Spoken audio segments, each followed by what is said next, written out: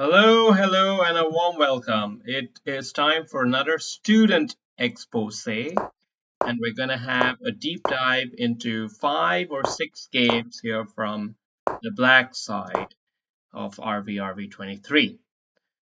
And we're starting out with this game first off because this happens to be my opening or very close to what looks like my opening. I don't know exactly. Uh, and I want to point out that this move here is probably not needed. I understand it, but it changes the dynamics a little bit. So I would recommend in the future to just go on with the plan. Knight g6 here and castle. Just shut the hell up and stop trying to do anything fancy. The point is you want to keep things quiet on the queen side. You want to let him do whatever he's trying to do. Let him like scream and shout. Just don't bother with it. Maneuver all your pieces here and then start finding ways to drop a knight in there. Either knight here and here, or sometimes you push the pawn back and you do some shenanigans this way with the bishop coming here. There are all sorts of possibilities like that. But the point is you don't want to touch this too much, right? The rest of the game went fine, and at this point you're actually doing rather well. But this is unnecessary. Of course, you can't drop the knight in there if he's just going to get taken. That's not the way to play knight f5. You got to play knight f5 when you can hold it on. So probably knight here. And then if the bishops get traded off, then there. Or even if not, then you can actually boo it because you have the other knight to defend it. So that's the idea here. Now you just move the pawn. The rest of the game went pretty interesting. I think played quite well. Over here, I would take with the f pawn. Take with the f pawn, get the other rook, and use these two to really wreak riot in the middle. Taking with the queen created a slightly awkward position in many ways. Less fluent and ultimately a lot of swings in the position. Yeah, there. You went for a draw. I think you could have at this point captured here, captured back, and bishop here. Make it difficult for him to hold on to the central pawn. If you can clip off the central pawn, then you've got the game, right? So that's the way to think of it. All right, next game. Next game is against Deepak Najala, and it was a really quality game from both sides actually, in a way, even though it ended out with a mate. So at this point, I think all of this is pretty well played by black and white. And this is a nice idea. This is a common theme these days in modern chess openings to go like this. And h6, I want to comment on this. This is not a good move.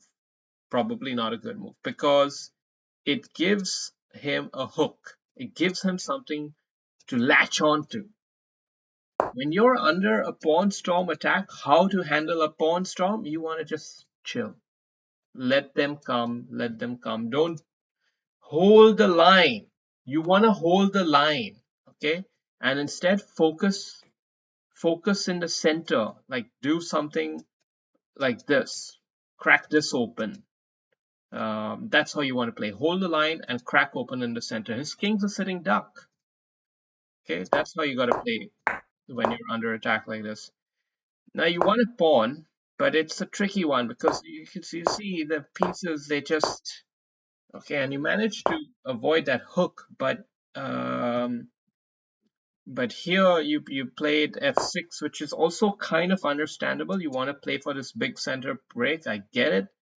It just happens to be a bit too slow because he ignores that and just sacks the bishop because he knows he's going to go for mate next. Incredible with the queen here. Incredible strategy. And you play the only move that doesn't lose on the spot. And well, after that, it's just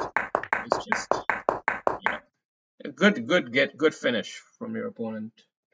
All right, next game. Next game here is against JJ92D. And this, you had a unique opening here where you put the knight out there. I don't know what the theory says on this. I don't know, but I do see that it leads to a slightly awkward position, but yet playable, but a bit awkward. And you can see advantages for white ultimately. The only good thing about this is it makes it hard for him to develop his knight to the best square. But that's about it. He doesn't have to. He can already kind of go up here, so it doesn't really matter. Here, one idea could have been bishop f4, just to force a trade of bishops. I'm not sure if that's such a good move, but I do know that I'm scared of this. This is scary to face, you know. So, but you handled it well. You handled it well, and some interesting tactics and everything. Yeah, of course, then your opponent blundered his bishop, and you played it pretty sensibly thereafter. Pretty good. Just traded off everything. But here I want to point out that this move is not a good intuition. There's not good instincts on this, I think. I think your instincts should tell you to hold this all together. Bring this up here and hold it. Let the bishop hold on to everything. And then get your king into the action, win every pawn, then here, win another pawn, and then take these pawns forward. You know, something like that. Here you're okay, maybe you're confident, but I'm just trying to say you're playing with fire. Alright? Watch out. I like you, bud. But just want to say something. Okay, next game. Dermot. Here in this particular game, I think your game so far was awesome, actually, for black. Awesome position. And white really playing with fire here. Look at how vulnerable his king is. Now, it's not easy to spot what the killer move for black is here. Pause the video if you want to try and find it. I didn't see it, but I found it with the computer. It's knight b4.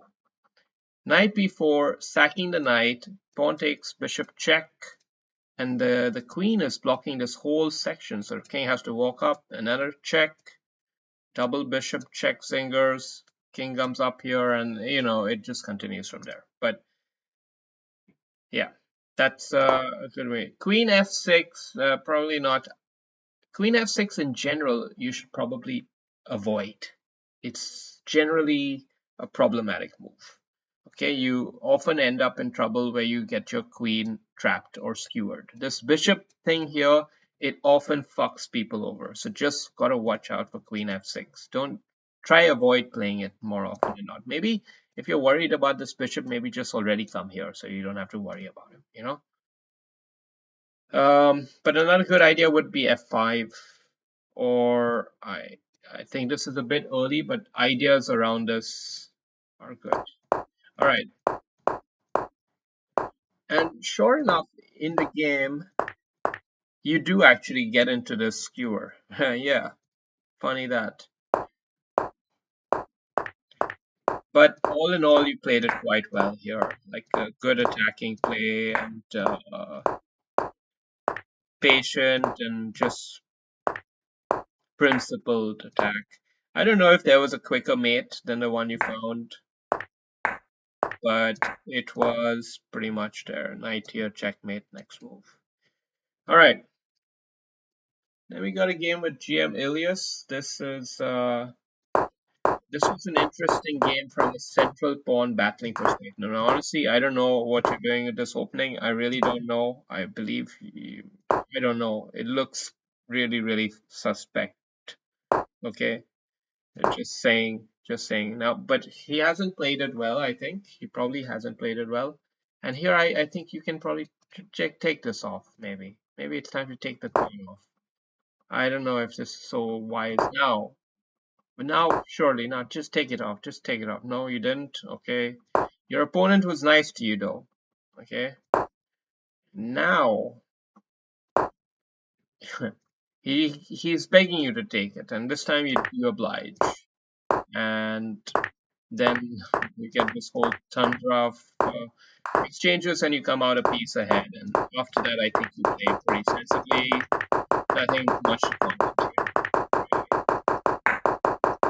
Anything special? Let me just see. Oh yeah, it was an ugly finish. Like really shit finishing skills, bro. Shit finishing skills. You want to see more shit? Watch this next game. This is the shittest game of your life. Okay? The shittest game ever. Look at it. So far, so good. But look here, right here. Just losing a central pawn. Sachin Tendulkar gone. Okay? And then what happens next? What happens next is another good move from him. But not the right idea. You got to hold on to this. So Dravid goes next. Another wicket. Then Sehwag. They're all falling like pins. Okay, this is the shittest game you're ever gonna watch. This one. All right. So just enjoy it for what it is. Enjoy it. And and wonderful, wonderful, wonderful. All right. Good night. Good night.